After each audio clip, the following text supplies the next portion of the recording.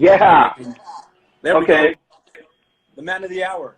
We did it. Wait, that's my hand. We did it. Okay. We did it.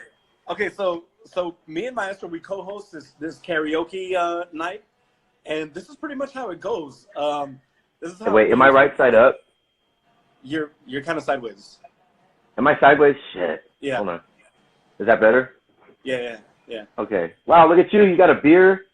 Okay, yeah. So Hey, this sorry. episode's called "A Shot in the Brew," Hey. Oh, yeah. and you got the coffee. I got All the right, coffee. I brewed the coffee. Let's take the shot just to calm the nerves, just a little bit. Cheers. Yeah, let's get ramped up. Cheers.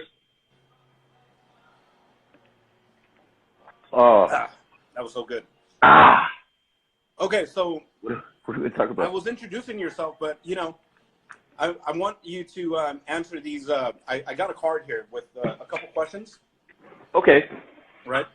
Okay. This will tell people really how old you are. First question: ASL, ASL? What does that mean? age, sex, location. This is the internet chat rooms back in the 90s. Oh, is that like party line or something? Or Well, anything. You would join like a chat room and you would just be, talking to people, blah blah blah. oh, it's like And then they hit you the 976 ASL. ASL. That might have been a Southern California thing because I grew up in Lower Cal, so we had 976. Dirty, stuff like I don't know, like things like that for kids. I don't know. Was it for kids? Something that charged like $4 a minute, but no party lines. Yeah, we had party lines, but people would just start screaming at each other. I don't know. I can't remember the name of the line though. But Yeah, well, this anyway. is more like on an online thing. But just Okay. So obviously you're a male. You're a man. I am a man. I identify as a man. Yeah. Okay. And location. You mentioned that you're from up north. Yeah. So I was born in San Jose, California, and grew up a little bit north of that in a place called Sunnyvale, California. And I stayed there until 1998, and then I moved down here. But my mother's family is from Los Angeles, Pico Rivera, Boyle Heights, and then when she moved up north, then life began for us. Cool. What prompted the move to LA? My grandfather got a job at Lockheed, and Lockheed was like still a defense company that a lot of my family worked for, and it was, I forget what he was doing in Los Angeles, but he got this really good job, and then he moved up north, and back in the 60s or whatever, it was like what was going on with the missile. So I think there's one division that handles space, and then there's another division that handles like, defense contracts for the weapons and whatnot. So he did space. Yeah. He was in the space stuff. He talked to aliens. He knew where the aliens. Yeah, he knew where the aliens were. My stepdad worked at Lockheed for a while, so I know how that goes. Yeah. So I was telling everyone that we met at Morrissey. Yeah, man. Right? So we did. We met at Morrissey through Chato, and I forget. It might have been Arlene that told me about that. Oh yeah, they have Morrissey at Eastside Love and it's in Boyle Heights. Who's that again? So I think it was Arlene that told me about Morrissey. Okay. I think I'm not sure. It was a minute ago, a lot of beers ago, and yeah. So I went and I was like, holy shit! I didn't know anybody, and I was really kind of blown away, and I was like, wow, this is really great. There's a little stage, and the bar is like sunken in, so it was just it's a little weird. It's like it's unusual. Really It was cool. Great. It's really cool. And I got a follow-up question when you're done. Yeah, no, but that was it.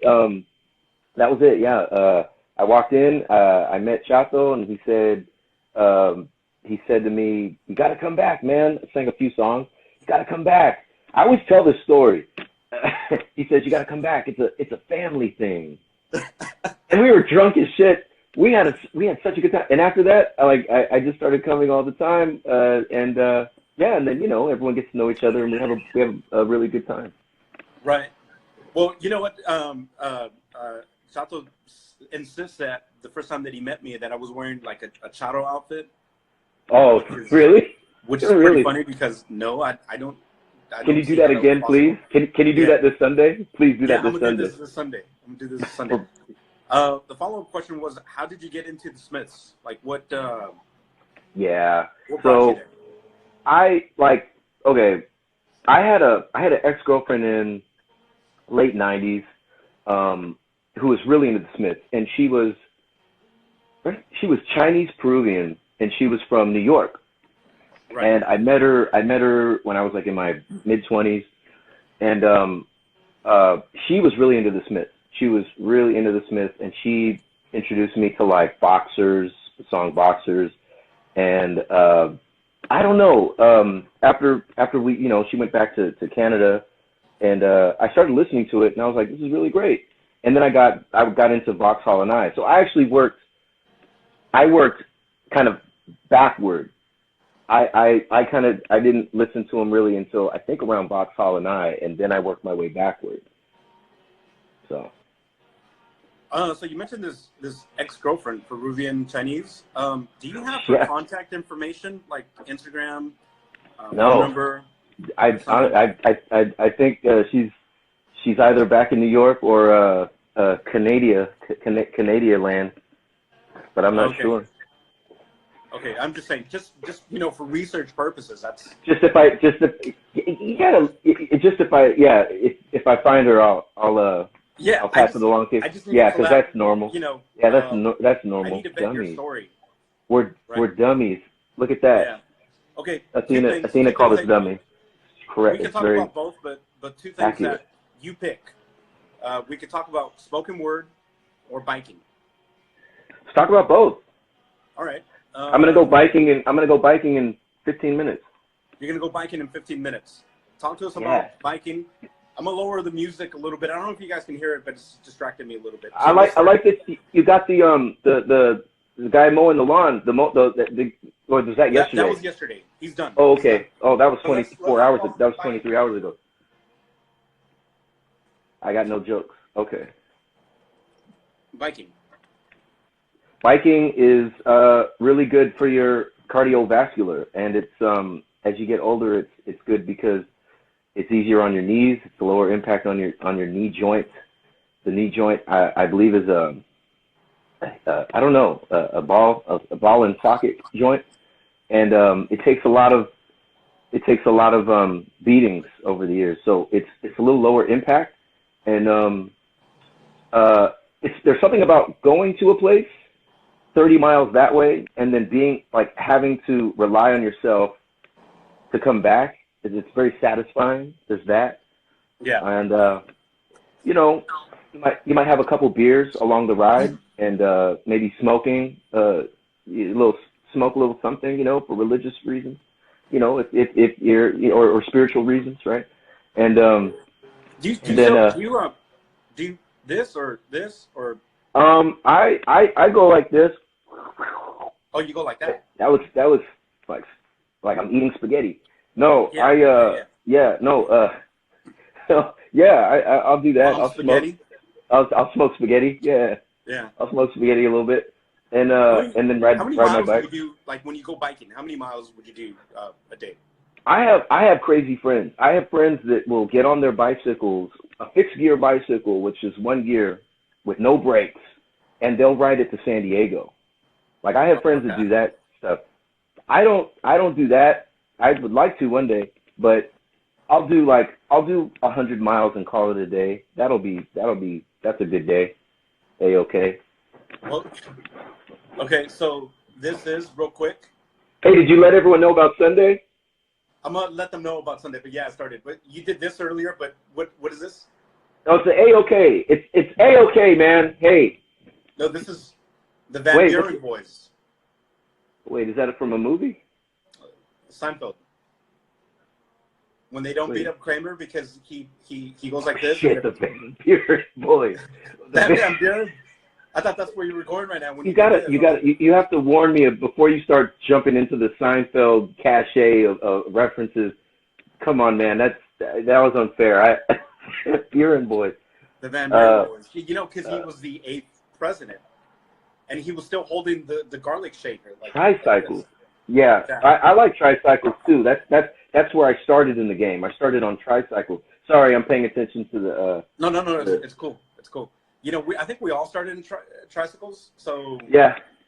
It's, you know, bringing it back to the roots, right? That's like from tricycles. You can go to skateboards. You can go to bicycles. You can go to mountain bikes. You can go to Maybe you didn't do tricycles. Maybe you jumped right in. Maybe you jumped into the radio flyer wagon. You know, and you I don't know what happened to those folks with the radio flyers. What did they get into? NASCAR? I don't know. Maybe they started. I don't know. Maybe they started building cars. Let's jump real quick to spoken word. Okay, so yeah, what do you want to know? How'd you get into that? How often do you do it? And do you feel comfortable doing a little something right now, or not right now? No, let me see. Well, you know what? No, well, maybe another. That'll be on the next episode. I'll pull something. So maybe around 2009, I got into a writing group in Inglewood called Vibrations, and I wrote with them for a few years, and they still have them, these big shows where they showcase people's work. And if you do some research, there's actually a lot of open mics in the area. I used to go to one, Flowers of Fire, Corazón del Pueblo, down the street from Eastside Love. We would go over there a bunch. There was some in Culver City, some in Inglewood. There's this one, the Greenway Court Theater next to Fairfax High, that was huge, like 300 people.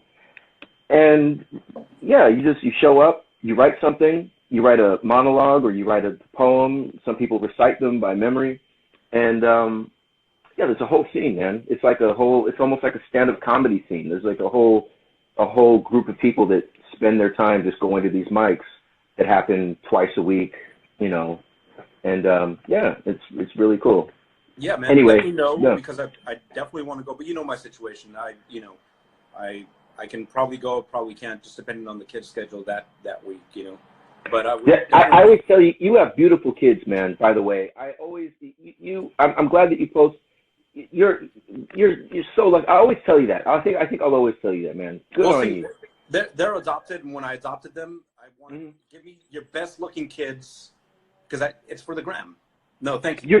You specifically got them from the gram. I think, and I think you're a very conscious social media kid selector. It shows something about you have that vision. You're like, if I get these kids, these beautiful kids, say they're mine, I'm gonna get more likes. They're gonna be a conversation starter. Yeah. But good job. I mean, you chose the right ones. I chose the right ones, and and I'm a better man for it. Well, shoot, I hope you send their parents a Christmas card every now and then, because good for them also. Bless their hearts, bless their cotton socks. I want to talk about one thing here. IMDb lists you at 5'9", and you're a black belt in Taekwondo. No, it's all made up. Don't you know everything? First of all, don't believe everything you read on the internet, because I was also raised in Bangkok. I traveled with a circus in France. What else? I kiln little pottery animals, right, out of sacred clay in I don't know, the little beach off Normandy. Like, I do all those things. Don't believe any of that stuff. It's just for the gram. It's just for the gram. More or less. Okay. So I asked you this personally, but I just, have you ever Ask me figuratively. Figuratively. Yeah. Have you ever been somewhere where they've got like a TV or something in the background, right? And it could be like a restaurant or a bar, and then you turn and you see yourself on the screen. For those of you guys that don't know, Maestro is an actor. So like when that happens, and it's happened like twice, and when that happens, I immediately shout at the top of my lungs in the bar. I say, I'm fucking sorry, everybody. I'm sorry, god damn it. So I'm just trying to pay my rent. I'm sick of myself too. I do that because that's the only way you can do that. We were at a bar downtown, and we were leaving. I don't know if you remember this. We were leaving one time, and this guy just walked up to you and says, "Hey, man, you look really familiar." I remember that. That was when we went to the Limericks. Yeah. Shout out to Limericks. Yeah, Limericks. Yeah. Love Limericks. Yep. Yep. Gold Leader showed us that place. I was just wondering if that happened to you a lot. So this will bring us to our last topic, and then I know you got your bike ride. And I'm gonna go ride my bike. Look, I'm wearing my bicycle shorts. I'm all fitted up. Yeah.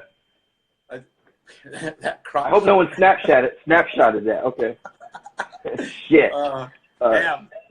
Damn. We'll edit that out. Don't worry. I mean, it's just bicycle shorts. It's not like bicycle shorts. It's not anything raunchy. Right. That's just the human body. Okay. Yeah. So limericks. The rustic. Rustic Tuesdays, limericks Thursdays. There's also the Brass Monkey, which is every day. And to be honest with you, I really, besides Morsioki and Mermaids, I really like Brass Monkey. There's a lot of space. I've been going there 20 years. It's probably the best place in Koreatown. It's on Mariposa and Wilshire, and great parking, great food. A block away from the train station. Block away, man. Really, block away from the train station. Yeah. Block away from the Metro, which is, I take the Metro. That's right. So Maestro, myself, our friend Chato, and our friend Jeffrey, we started this thing, just the four of us, right? Where we would go do this Moors, not just the Moors karaoke. We would go do karaoke at different places together. We took it on the road. Yeah. Yeah. We hit the road. Like a traveling, and then we got more people to go. Mostly you got more people to go, and now we kind of co-host a little karaoke thing in Little Tokyo.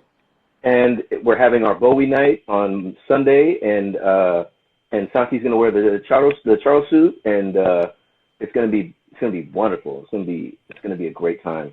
Yeah. Have you seen that movie Airplane? I remember that movie. Yeah. Where Kareem is a co-pilot. He definitely was. He had a supporting role. Yeah. Right. But the kid says, "My dad says that you suck. You're a bum." You're a bum. Yeah. I'm a co-pilot. I'm not Kareem. Yeah. He said, "Oh, yeah." He was like, "I'm not me." But then eventually he grabbed the kid and he pulled him in and say, "You tried dragging what's his name up the court for 90 minutes. Tell your old man to kiss my ass," or something like that. Yeah. And then they drag him out the airplane. He's wearing his Lakers shorts. That's right. So one day, after denying so many times that I wasn't the guy in the Chato outfit, like one day you guys are gonna find me drunk in the streets of LA. Passed out in the street. You by your shirt. Look, man, you try singing Chato fucking 5 nights a week with all these kids and all. You try fucking singing in the Chato suit in 105-degree weather and 7 shots of tequila. That's pretty good. Yeah, I like that. They taking him out of the game. Definitely. Hey man, I better run to Eagle Rock and do this what I got to do thing. But this is fun. I hope you continue. You got to name this something though, like Santi's Alley or shooting the shit with Santi. Selfish. Yeah. Santi. Selfish 10 minutes with Santi. Santi, the handsome devil. There you go. All right, man. Thank you so much for being my first interview guest. I'll get better. If you have me back on, I'll be prepared and I'll be dressed appropriately and I'll think of interesting things to say back to you. I promise. If you were here, I would have a gift bag for you. But wow, this is gonna do well. This is gonna grow. I think you're gonna get a small set with like a potted plant and like maybe. Let me be the sidekick. Yeah. Let me be the sidekick. Definitely. I can do that. All right, Have some background noise. Okay, I'm out of here. I'll see you Sunday. Take it easy. Late.